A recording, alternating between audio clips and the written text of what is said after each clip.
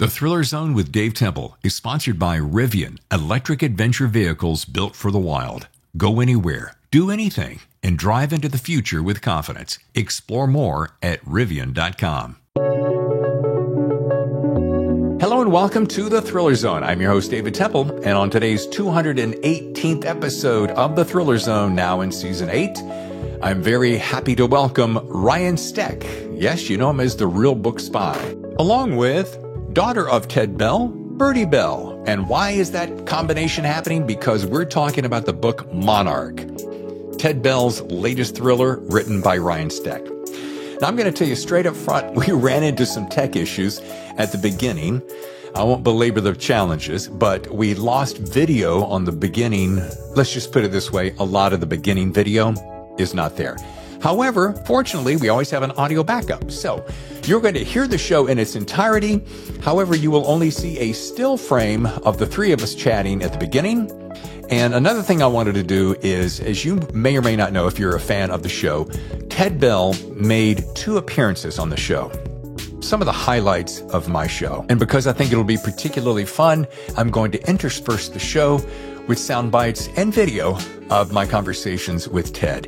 Ted, as you know, was a remarkable man with a remarkable story. He was a prolific writer, and if you've ever read his books, you just knew the way he would sweep you into these stories, especially the Alex Hawke series. So, without any further ado, and not worried about the video, but certainly having great audio, please welcome Ryan Steck, the Real Book Spy, and Birdie Bell, daughter of Ted Bell, along with me, Dave Temple, here in the Thriller Zone. Hope you enjoy. Birdie Bell, so nice to see you, young lady. Nice to see you. What a pleasure and an honor. Let me do it. So David and I are good friends, Birdie. And David, you know, Birdie is my best friend. So yes. Sorry, I replaced you with her. But thank you for having us on in short notice. All right. So is everybody comfortable? You got your beverages. Yeah. You really have a nice setup there, Birdie. Very professional, very elegant. Well, I am in my basement, and I just threw this shelf together for you guys because there's just a wall. Ladies and gentlemen, welcome to the Thriller Zone. As you can see on the screen, you have the lovely and talented Ryan Steck, and with us, Birdie Bell, daughter of Ted Bell. Welcome, kids. Thanks for having us, Dave. This is so cool because it is a return visit for Ryan. And then, Birdie, I'd heard all about you. Ted and I, who was on the show twice, talked about you constantly. I'm like, who is this Birdie? Who is this Birdie? And then I started following you on social media. So to finally meet you, it's pretty cool and such an honor. Thank you. Thank you. Folks, Ryan is a very, very important guy. He's got so many things to do. You know, He's the Real Book Spy. He's writing books with everybody in the world. We're going to jump in today's show and just roll, slam it. That's a hell of a handsome cover. Whoever did this knows what they're doing. Yeah. Yeah, we're really pleased. Really exciting. I got so many things I want to say. When I pick this up, and Birdie, between you and me, I'm going to pretend Ryan's not here for a second because it will go to his head. When I started reading this, I'm like, there's no way anybody else except Ted wrote this book. It's the language, the pacing, the nuance, everything it's spot on. How did that make you feel? It's amazing. It's spooky almost in a good way. And I think it was really helpful for me just in terms of grieving, because I'm still grieving, to sort of have all these characters speaking as themselves and as they would. It's been really therapeutic and really a great comfort. Okay, you can chime in here, Ryan. You really nailed it. Dadgummit, dude. You nailed it. Well, thanks, man. It's the hardest thing I've ever done. You know, I ignored the advice of the legendary Tom Colgan. You know, he warned me, he tells a lot of estate writers, don't try to write it and sound like the author you're replacing. Write it like you. And I tried that at first, and then I realized I don't even want my take on Hawke. Right? Like, I love him because it was Ted. And I was privileged to work with Ted behind the scenes. He would call me and read pages a lot. So I heard him perform Hawke, which is like Totally surreal. A lot of people don't know. I mean, it's probably going to click for many that hadn't thought this, but Ted was Hawk. He was like the 70-year-old version of Alex, for sure. And so he would perform them, and he would laugh the hardest at his own lines. Yeah. And then, I'd hear John Shea, and he's a brilliant narrator. By the way, he is back for Monarch. Mm-hmm. And so really, I just went through this process of like, I signed the contract. I was really excited. Birdie and I didn't know each other before all this, like at all. And now I feel like she's my long lost half sister / best friend / therapist every time I felt like I couldn't do this. I sat down the first day I was committed to, I was going to write this like Ted. I sat right here at my desk and I was doing good. And then I got to the first quotation mark where Alex was going to talk for the first time in the book. And, the weight of that hit me. And Dave, we go way back. So you know me. I'm a laugh, like to have fun, joking guy. Yeah. I'm getting surprisingly emotional right now. I sat here and wept, dude. Like I literally typed that first quotation and realized no one's done this but Ted, who was a dear friend, a mentor to me. I loved him. And it was very heavy. And my first thought was like, I can't do this. I can't do this. And I literally, honestly considered like calling my agent and saying like, if I just don't cash the check, is it too late to like not do this? And I was so overwhelmed. My wife came in and sort of talked me off the ledge. And I thought, all right, I'm going to do this one line at a time, right? One line at a time. But I did rely on Birdie a lot. And the most nervous I've ever been in my life was when the book went to her and I knew she was reading it. That was terrifying for me. Because I really wrote this, and she knows this, we've talked, but I wrote this for her. I figured if she likes it, I did my job. I want Ted's readers to love it.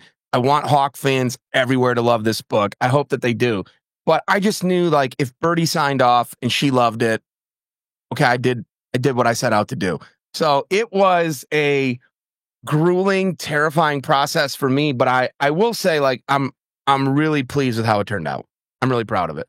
Birdie, I went back this morning just to kind of reignite some emotions. Not that I needed to do that. And I pulled up the 2 shows that he had on the show when he was on my show. And we used to just laugh and talk. And I would dress up the same way as him when I'd get on the show because he was such a classy guy.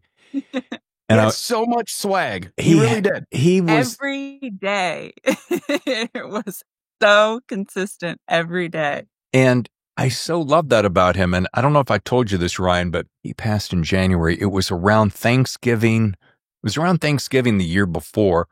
In fact, let me just go ahead and pull up this clip that I am going to explain to you. I'd rather just you see it for yourself. Here we go. Here's Ted and I back. This would have been like August of 2021. Well, I would love for the next time that we speak, if it isn't somewhere around December when the release of Seahawk, or I wish that would be a good time for me. I wish we could sit down face to face, have a cocktail, and do it proper. Let's do it. We got to figure out how to do this. Between Thanksgiving and Christmas. Yeah. To be decided. And where do you want to do it? Well, we'll just have to figure that out because I'm in San Diego and you're in Connecticut, and we'll just have to. Maybe we have to just let's see. Oh, you know what? I'm going to be down in Miami first week of November. I love Miami. Yeah, my wife's family's down there. We stay at the hotel on Brickell Key, the Mandarin. It's got the pool and the white sandy beach. It's right out in the middle of it lights up the whole skyline at night. And it's great restaurant. Way to slum it. That's a shame. Yeah. And then something came up at the last minute. Somebody got a cold or a flu or something happened. And I'm like, okay, we'll catch you. And then it was too late. But we would just sit and talk about his days at the advertising agencies. And he would tell me story after story about how he got there. And you could see how his past crafted his future by the way, as you said, Ryan, he was Hawk, he was just channeling himself. Anyway, I wanted to make sure I shared that. I have a meetup story too. And I told it better in the acknowledgments of Monarch, but when the pandemic hit in 2020, Ted called me, and I would always answer the phone and say, Ted, and he'd say, buddy, how you doing? You know, and he's just big, loud, infectious, always laughing, smiling. So we get talking about, COVID and all that. And he says, I think I just need to go charter a yacht, sail around somewhere, get away from the world. And I said, yeah, that sounds good. And he goes, come with me. Just come with me. Just me and you. We'll talk about the next book. We'll have fun.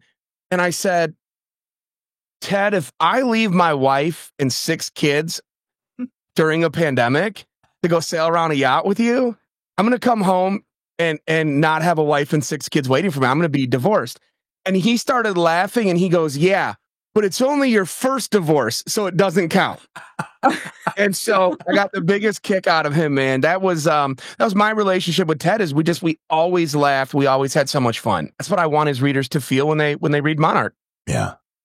Bertie, I want to ask you, how did you know, I mean, you were aware of their friendship. How did you know that Ryan was the guy to do this book? Really good question. I knew him by name just because my dad would copy us on emails.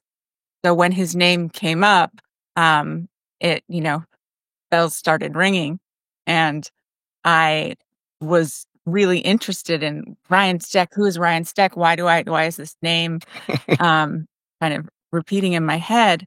And then I read his books, and I was like, oh, well, I think he can pull this off. And he's such a talented writer. It was obvious from the start. But his personal relationship with my dad was what really sealed the deal. Yeah. And it was hard not to have a good relationship with him because he always had this ability to make everybody feel like they were the most important person in the room. And the interesting thing about that is when you see him and you see his beautiful cars and the way he dressed and his yachts and so forth, you would think, oh, he must be some hooty tooty faluti out. But he was the most grounded, down to earth, who just loved everybody and wanted to see everybody succeed. That's one of the things I always admired about him. Yes. Yeah. And he had a commanding presence. Oh, yeah. And he had fun with that. I know he was with our agent in New York City for Thriller Fest one year, and there was like big protests going on. And Ted stopped and took a photo in front of him and said, they're all here for me. And John, shout out to our wonderful literary agent, John Talbot. He thought that was the funniest thing. And I was like, that was classic Ted. That's so who he was and how he was. What I appreciated about Ted is what you saw in the interviews is really what you got with him. That is who he was. Yeah. And I saw that all the time behind closed doors. And like I said, he was a friend to me, but really a mentor. When I was an editor and I wanted to make the leap to being a writer, everyone says in this business, like, if you get published and, if it happens, Ted would just always say, when? Buddy, when you're published, buddy, when your books come out, buddy, when this, when that. He always believed in me. And that always meant a lot to me. Bertie's being very, very kind. And I appreciate that. Like, my side of this story is, Ted passed and I got the call, and I couldn't tell you the last time I cried as an adult before that. And my wife said I'm a really ugly crier, which is true. So I sat and broke down. I locked my office and wept. It's so hard. My kids were concerned. And I went back into the books just as a way to heal, because Ted so was Hawk. Sure. And I wanted to hear his voice. And so it was like later that summer, I don't know how it got brought up, but like my agent said to me, like, do you think anyone's going to continue that series? and I really hadn't given it much thought. So when things were coming together and we knew Penguin was interested, we knew that maybe the estate, I still hadn't met Bertie. I hadn't talked to her. And so I asked for a phone call, and I was so scared. Like, I was so terrified because I knew I needed to sell her on like why I wanted to do this. Yeah. There's so many talented writers out there. I think my message to her was nobody will care about Hawk more than me, because I loved your dad. Yeah. And I was privileged to hear Ted. I knew his process. He really was like a mad genius. He would just sit and write. He didn't outline. He didn't really think too far ahead in the plot. He would just, the character spoke to him and he would just write it. That's one thing that I found so fascinating when we were talking. I'm like, Ted, all right, tell me I'm always asking, what's your best writing advice? What's your secret sauce? How do you make the sausage? And he's like, dude, I sit down, I listen to Hawk, and I transcribe, and I just kind of go by the seat of my pants. And I'm like, not for 500 plus pages. He goes, nah, yeah, I do. And I was always amazed at that. Yeah. I would get calls from him. And he'd go, buddy, I'm stuck. And I'd go, well, where are you stuck? So he'd start reading me chapters. And I would get so lost in the story. And all of a sudden it would stop. And I'd go, what comes next? And he'd go, I don't know. That's what I called you for. And I'm like, oh, okay, yeah. I was just so lost in his process and his performance of his own work. And he really was larger than life, which I think is our personalities melded well. He had a lot of energy, for a guy that was like 70. He was a young soul. Yeah. David, you look hurt because, I said that. I saw it right in your eyes, man. I saw it come over you. You were like, 70's not old. You can have a lot of energy at 70. And dude, I'm so close to that. Drinking those tiny cappuccinos. You will have a lot of energy, man. But no, it's how he was. It's how he was. And I think I miss talking to Ted because I miss my friend. Yeah. But the really rewarding thing that we haven't got to touch on is Birdie and I are really close. I consider her a really good friend. Getting to talk to her is like talking to her dad. It's just like the very nice female toned down version of that. And I think we've been so in lockstep from the beginning that it's been really rewarding. And I definitely like to think that Ted is looking down every time we talk, laughing with us, part of this. And I think he'd get a big kick out of our partnership to keep Hawk alive. Yeah. And Birdie, how does that hit you? Well, it's funny because I sort of feel like, I'll call Ryan whenever I'm sort of missing my dad or having, like a moment or, I just want to snap out of it, and it's sort of like, I don't think that I'm bringing my dad to the table, but it's nice to hear that. Yeah. Ryan, I have to say this because short attention span here. I was watching videos this morning and I was always gawking at Ted's fashion. And I saw you flip your arm up there. That looks like the same watch that he used to wear because I saw it in the video. Yeah. Yeah. So where did you order a copy of that? There's a good backstory to it. Like 3? I have two. There's a good backstory to this. So first of all, it's the only watch he would ever own that I could afford. So there's that. But I knew he loved this watch.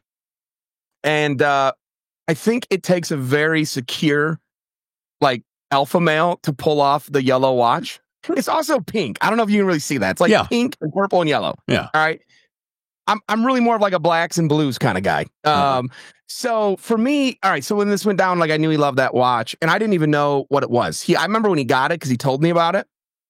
So I'm not a superstitious person, but I got it in my head. If I can identify and get that watch, then this is going to happen and I'll get to write Hawk. And I really believe that. So I went to a watch guy. By the way, that's expensive. But I went to a watch guy and was like, I don't even have a good picture. I just have literally his author photo.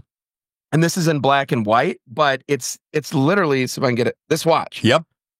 Okay. So that's all I had. Well, the way the sun hit it, the colors look different and stuff. So it took a little while for them to identify. And then it was like, all right, we got good news and bad news. We know what it is. There's one available in the world, on the market for sale. And I was like, just buy it. I don't care what it costs.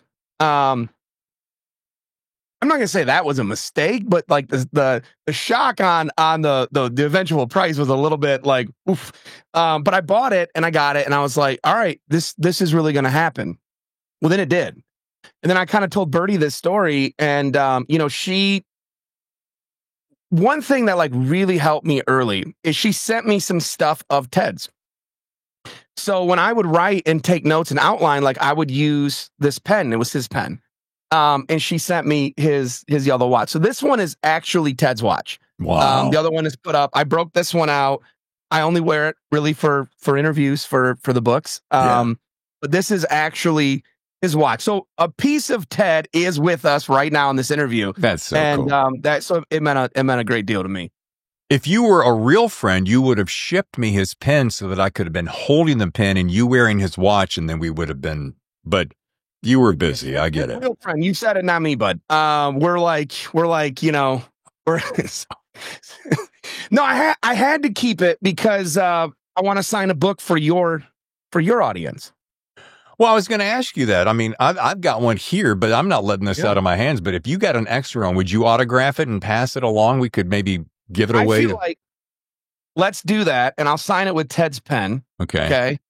And make sure you write that as a PS. This is signed by Ted's pen. Signed by Ted's pen. With Ted's pen, yeah. Signed with Ted's pen. And then we'll give it away to we'll give it away on social media. We'll have a little contest of some sort, and I'll let you do that. Okay. We'll do it. Here, signed with Ted's pen, so your viewers can see. Thanks for watching the Thriller Zone. You're awesome. Thank you. It's all right. It's all right. Thank you for watching the Thriller Zone. Now, could you go one better and have Birdie sign it also? That would. Guys, I think that's weird. I tried to get her to sign some, and she didn't really want to. Yeah, being silly. Well, I got a couple, but look, I know we're on a tight schedule. I do have some actual official. Now, you know me, I kind of keep official questions in the wings, and I sometimes break them out, but I got some that make me sound kind of intelligent. So now I want to know, having collaborated with Ted for well over a decade, like you said, how did your behind the scenes experience influence your approach to writing Monarch? And I'm talking about just besides the channeling that you mentioned earlier. There are definitely things. So here's one tidbit. When I had to sit down, like the way this works, you have to put together a pitch for the publisher. Right. So I knew we needed titles. I didn't want to just call it Untitled Hawk 1, Untitled Hawk 2. So for starters, I actually remember a long time back, Ted wanted to use the title Monarch. So when I was putting together my pitches for everything, I went through like 1,000 emails with me and Ted. I printed them off. And I went through and I found where he was working on a book. He wanted it to be called Monarch. And at the time, it was a different publisher. They didn't like the title.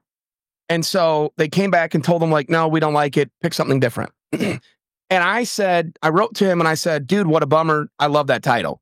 And he said to me, me too, buddy. And one day there will be a Hawk book titled Monarch. Count on it. So when I was putting this pitch together, I thought, well, I'm definitely going to call the book Monarch. That was first. Of course, when you start with the title, that's harder because now I needed a plot that would fit the title. So I started thinking a lot about conversations with Ted. One thing is like Ted didn't get to write a book where Charles was king. Right. That was a big thing. So I thought about that.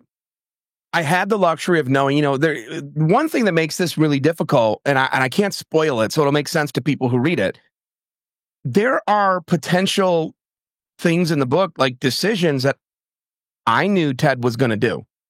I knew where he was going to take certain things, but his readers might not have. And it's a lot harder for me to get away with maybe some of the things he was going to do than it would have been for him. I felt like if I did it, readers would be like, wow, I can't believe you did that. Ted would never have done it. And so it was really like threading that needle for me. So I really just relied on conversations with Ted, little bullet points, discussion topics that would come up. And I layered those into the plot. I layered that into the book as best I could. And so it is like my story idea, but it's based very heavily off of 10 years of talking with Ted. Gotcha. Awesome. Let's do this. Let's take a short break. When we come back, I want to ask Birdie how Ted shared some of his early stories with her. It's Birdie Bell, Ryan Steck, and me, Dave Temple, here on the Thriller Zone. Stay with us. Oh, hi there. Taking a short break. I wanted to jump in here and share this with you. We're mentioning giving away a copy of Monarch, Ted Bell's latest book, of course. Why don't you do me a favor? Send me an email to thethhrillerzone@gmail.com. That's right here on the screen, thethrillerzone@gmail.com. Just a couple of sentences. What was your favorite Ted Bell book? Now, you know there were many of them. I don't even remember exactly how many. So all you gotta do is pick one. Tell me what book it was and why it was your favorite. While you're at it, tell me where you're writing from. What city, what state, what country. And we will put them in a fishbowl and draw one name and send an autographed copy by Ryan Steck with Ted Bell's pen to one lucky reader listener. And now back to the show.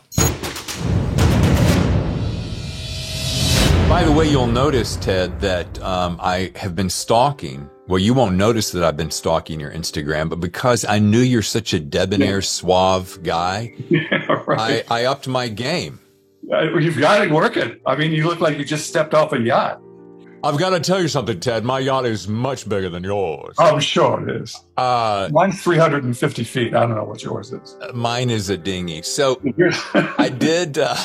I don't have a boat. This is the first time in my life I've not had a boat. It's making me nuts. Why do you not have a boat?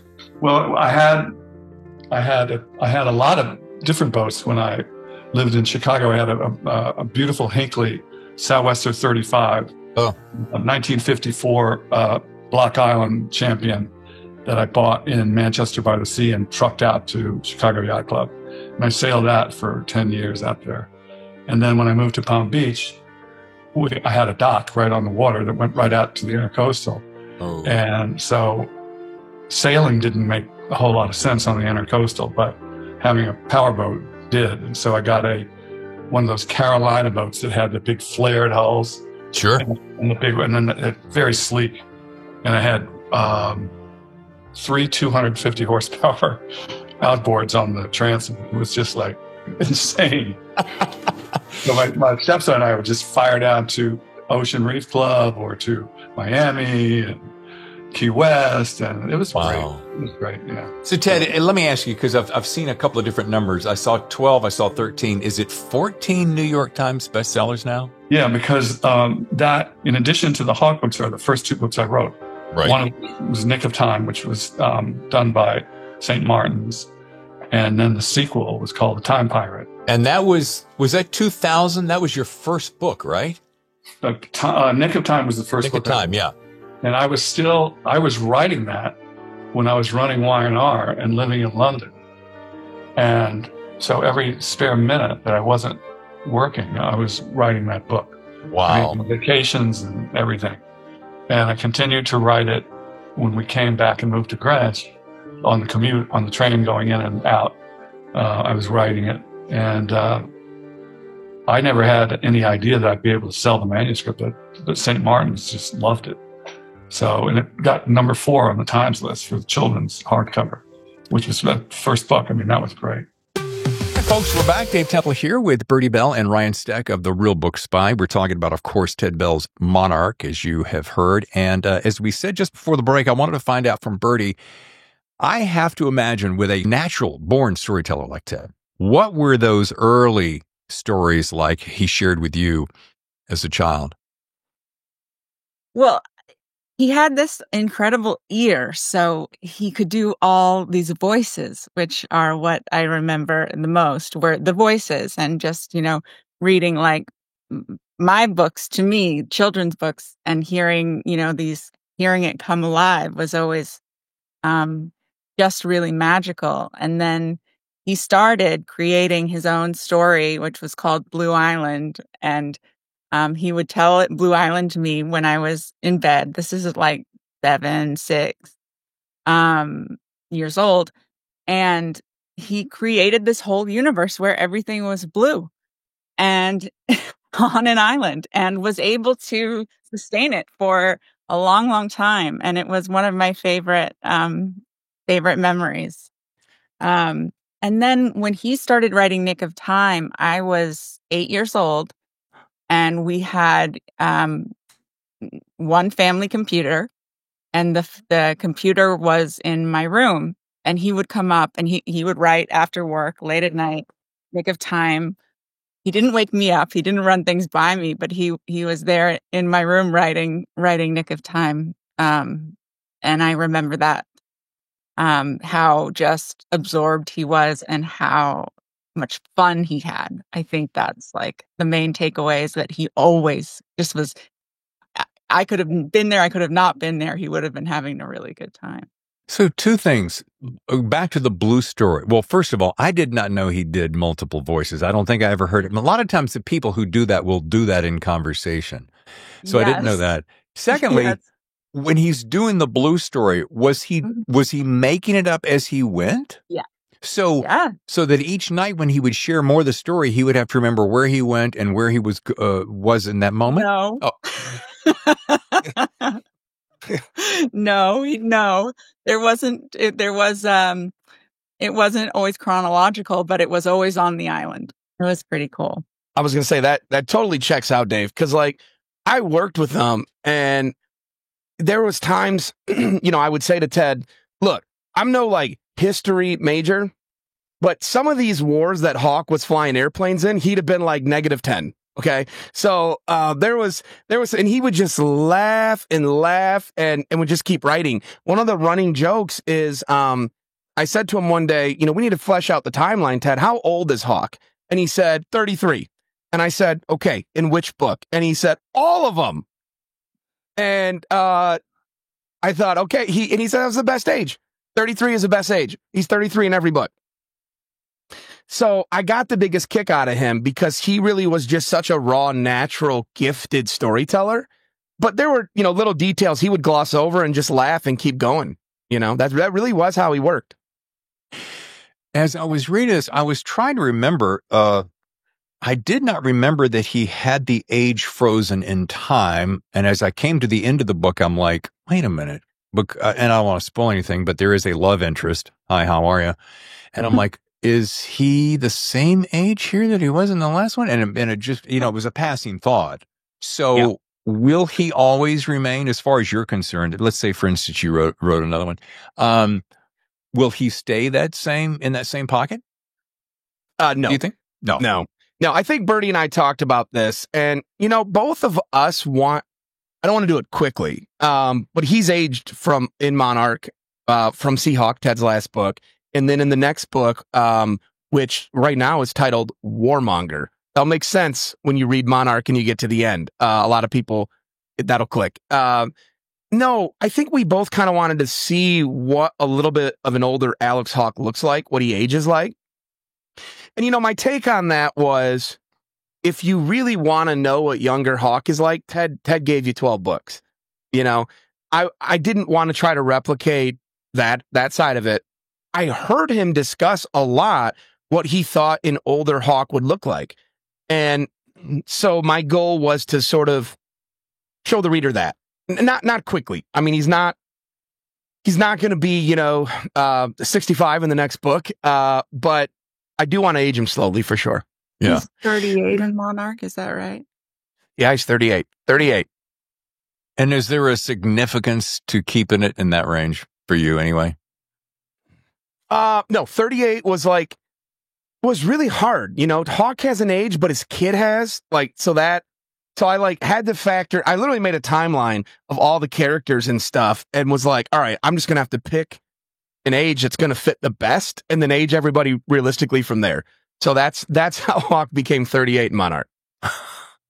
Imagine a vehicle that doesn't just take you places, but transforms every journey into an adventure. Introducing Rivian's all-electric R1T pickup and R1S SUV, where innovation meets the call of the wild. With up to 850 horsepower and a tri-motor powertrain, Rivian's R1 vehicles accelerate from 0 to 60 in just 2.9 seconds. So whether you're navigating city streets or exploring off-road trails, Rivian delivers unparalleled performance. Inside, experience the perfect blend of luxury and durability. With an EPA estimated range of up to 405 miles on a single charge, Rivian keeps your adventures going longer. And now, with hands-free highway driving capabilities, your journeys are as effortless as they are exhilarating. Starting at only $69.9, the Rivian R1T offers exceptional value for those ready to embrace the future of driving. Electric adventure vehicles designed for wherever your spirit leads. Visit Rivian.com to explore more. One of my last official questions. I'm thinking about your background as a literary critic and founder of The Real Book Spy, and it's given you a unique perspective on the whole thriller world. I mean, you are kind of the big daddy on that. How did that experience help shape that writing process? And I don't mean just, oh, well, I've done this because I'm going to do that, but and it goes back to kind of how we started the show. Anyone who can step into, and we've seen this do this before, Ryan. You've seen guys take over for Tom Clancy and Vince Flynn and so forth. But I've always wondered, and I don't know that I've ever asked many guys this. How does that happen?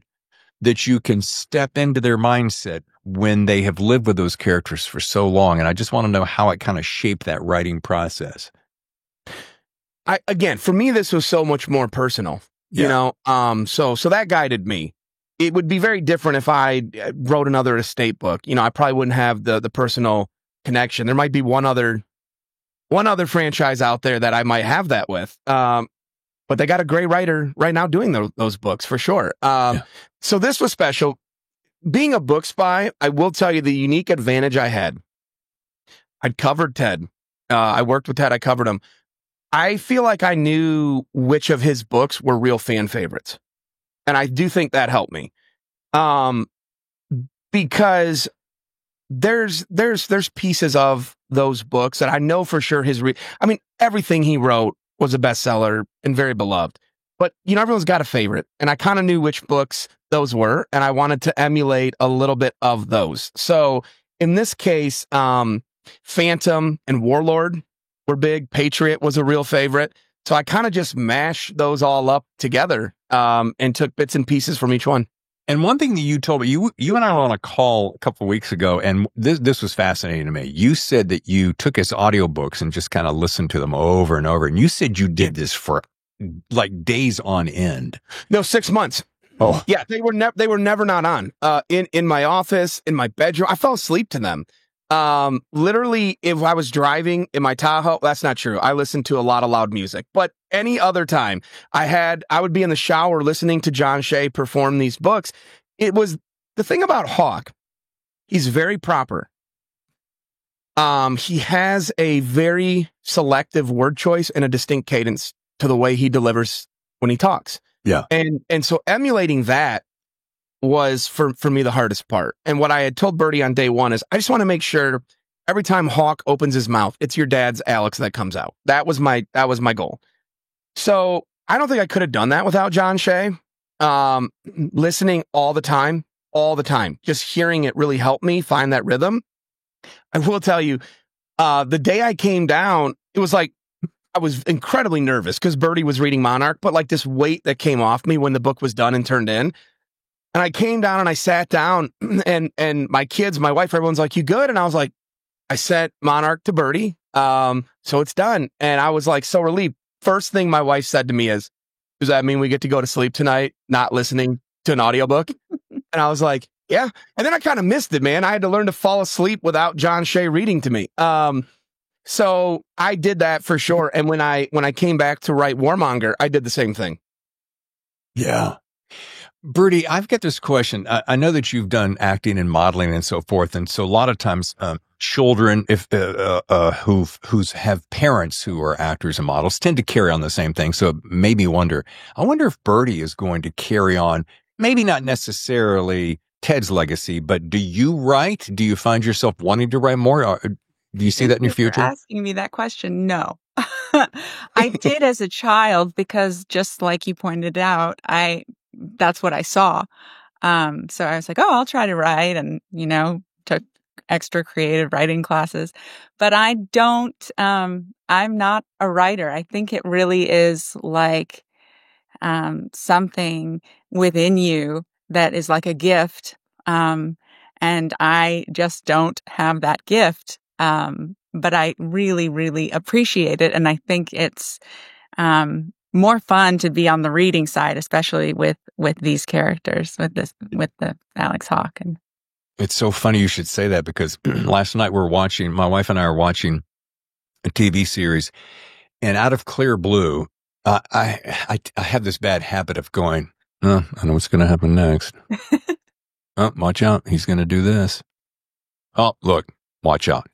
This is going to set that up. And she'll look at me. She's like, how do you know that? I'm like, I don't know. I don't understand it. And she goes, that's a weird thing that she is completely the opposite of me. Spreadsheets, linear, facts and figures, numbers, crunching, loves it. Me, I break into hives. And she goes, that's one thing I admire about you. And I don't understand it about you because my brain doesn't work that way. And I'm like, you stay in that lane, I'll stay in this lane. But it's so funny to, Ryan and I will sit here and go, we can come up with an idea at the drop of a hat. Give us 3 things and we'll write a paragraph about it. Amazing. So hearing you say that, it's like, it's just, some people are just wired somebody one way. And your dad was wired. Yes. Even the way he would just do an interview, to Ryan's point earlier, I would sit there and just find myself, I would just get so engrossed in just hearing him tell stories about working at Leo Burnett or, ad agency and so forth. So such a gift. Well, thank you for sharing that with you because I wanted to, I'm like, I wonder if would she co-write with Ryan? How cool would that be? Look, honestly, I run everything by her. Like I really do. So I would say that it's a good partnership, very collaborative. I run everything by her. And we have a lot in common. It's going to shock you that I'm not a model, an actor. What? No. So we don't share that. But, that was my whole knowledge of Birdie. We were on like 1,000 emails together. But Ted would always tell me what she was in. So like, she had a TV show and my wife watched it all the time. And so, that was the other side is like, I felt like I knew her before I knew her. Yeah. And it was like the first time we talked, it was like, look, you don't know me, but like you do, but like I know you, but I don't. And it was like a very fast friendship. It took off because I think we were one and the same in a lot of ways. And so I'm thankful that I can honestly say, if I bring something to Birdie that I feel like, ooh, this could be daring, I tell her why I want to do it. And she'll listen.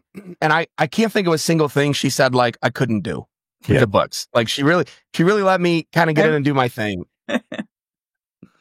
All right. Well, as we start to wrap up, first I want to make sure that we circle back. We're going to give away a book on social media. We'll figure the details out and I'll do it in the post. 2 things I always do, Birdie and Ryan, as you know. I give a plug as to the website where you can go to learn more, and going tedbell.com feels kind of odd, but I went there this morning and of course Ryan has overtaken and put his thumbprint on everything. So of course you'll learn all about it. And the other thing is I always close with best writing advice. Ryan, I've heard yours already, so I'm not going to ask you that. And Birdie, you're not writing. However, I thought I would do this. I'm going to go back. I got a couple of clips of Ted. I'm going to pull out his best writing advice because I think I've been doing that since I started the show, which was 260 plus episodes 3 years ago. So I'm going to drop that in right here. But I do want to end by saying thank you so much for carving this time out. We got some tech issues at the front end with recording. So people are going to hear most of this and only get to see the tail end of it. So everyone look at the camera real quick and smile. Okay, beautiful. I'll use that as a frame frame.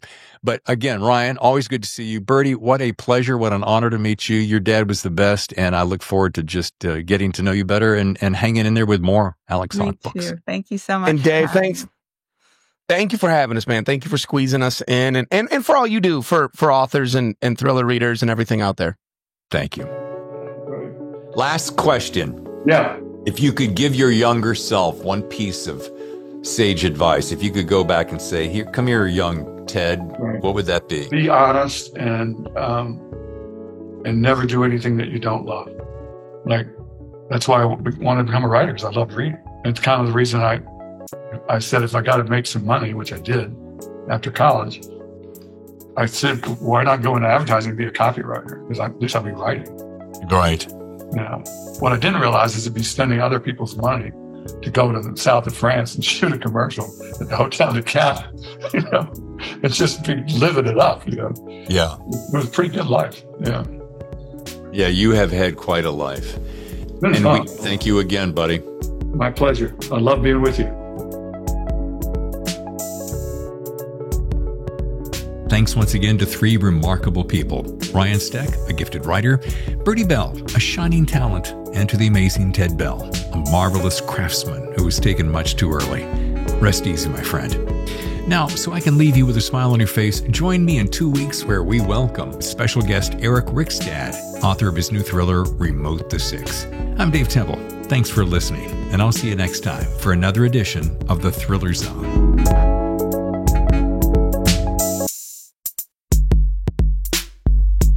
The Thriller Zone with Dave Temple was brought to you by Rivian, makers of all-electric trucks and SUVs built for adventure. With up to 405 miles of range and hands-free highway driving, the road is yours. Learn more and reserve yours today at Rivian.com. Okay, before we go, I have a special announcement. Many of you have asked if you could promote your books on the Thriller Zone, and the simple answer is yes, of course. As you have heard over the past 3+ years, numerous authors have exposed their latest books on this #1 thriller podcast. And the bonus? They have found solid success. So for the months of March and April only, if you'd like to promote a current or an upcoming release, you can do so right now. Just reach out to me at thethrillerzone.com/contact. Go to our website, thethrillerzone.com/contact, and just give me your 60-second commercial script. But just know these prices are going away, likely to never return. Again, so if for a limited time only, you can run an ad of your current or upcoming novel for only $295. So if you have a book recently released, or you're going to release it in the near future, contact me again at thethrillerzone.com/contact for this limited time offer. And soon, your book will be in front of millions of listeners across Thriller Zone Nation. Also, if you'd like that same spot to air on the entire back catalog of shows, that means all the way back to 2021, you can do that for a small extra fee. Okay, so repeat after me. I want my book trailer to air on the Thriller Zone. I want my book trailer to air on the Thriller Zone. I understand it's a limited time offer. I understand it's a limited time offer. My cost is only $295 if I act right now. My cost is only $295 if I act right now. And I get it, Dave. There's only a limited number of spots available. And I get it. There's only a few spots available. Excellent. All right, that's it. Hope to hear from you soon, and good luck. I'll see you next time for another edition of The Thriller Zone.